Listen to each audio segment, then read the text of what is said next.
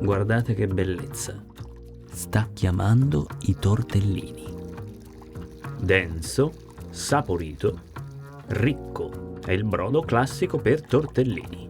Vediamo come fare il più tradizionale brodo che accompagna moltissimi piatti della tradizione italiana, francese ed oltre. Questi sono gli ingredienti per 8 litri di brodo finale. Doppione di manzo, anche noto come biancostato, punta di petto, ginocchia o giretto per aumentare la densità con il loro collagene ed una gallina intera, divisa a metà. Per gli elementi aromatici avremo cipolla, sedano e carota. E quindi il nostro bouquet garni, con gambi di prezzemolo, timo ed alloro. I chiodi di garofano, che infileremo direttamente dentro la cipolla.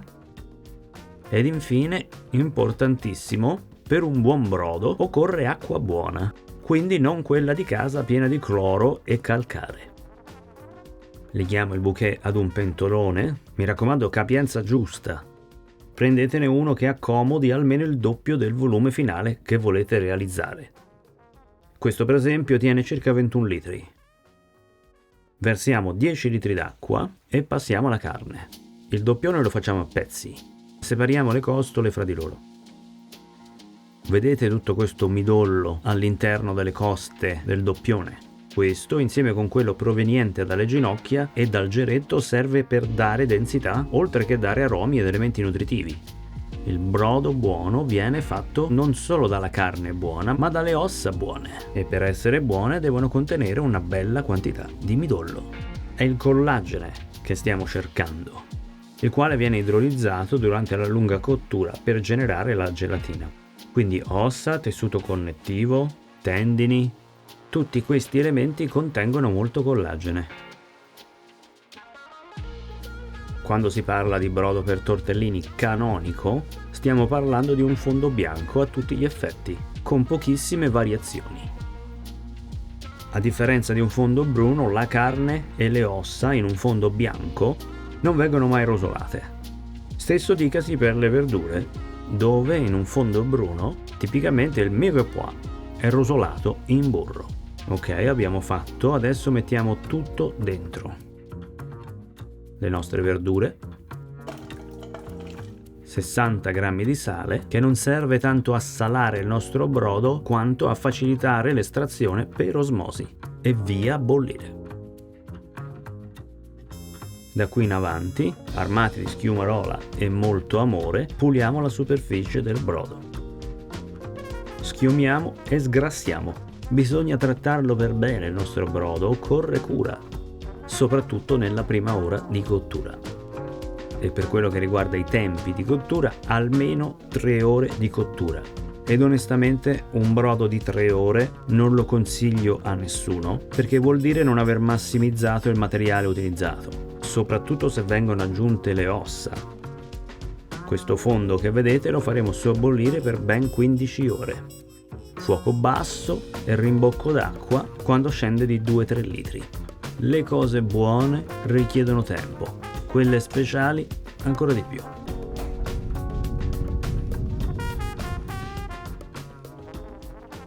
Ed eccoci qui, la pazienza ha premiato.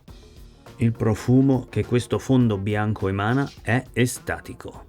Denso il giusto, non ci rimane che filtrarlo. Mentre con tutta questa carne ci faremo un bollito eccezionale. Ovviamente controllate nel nostro canale per la ricetta a riguardo.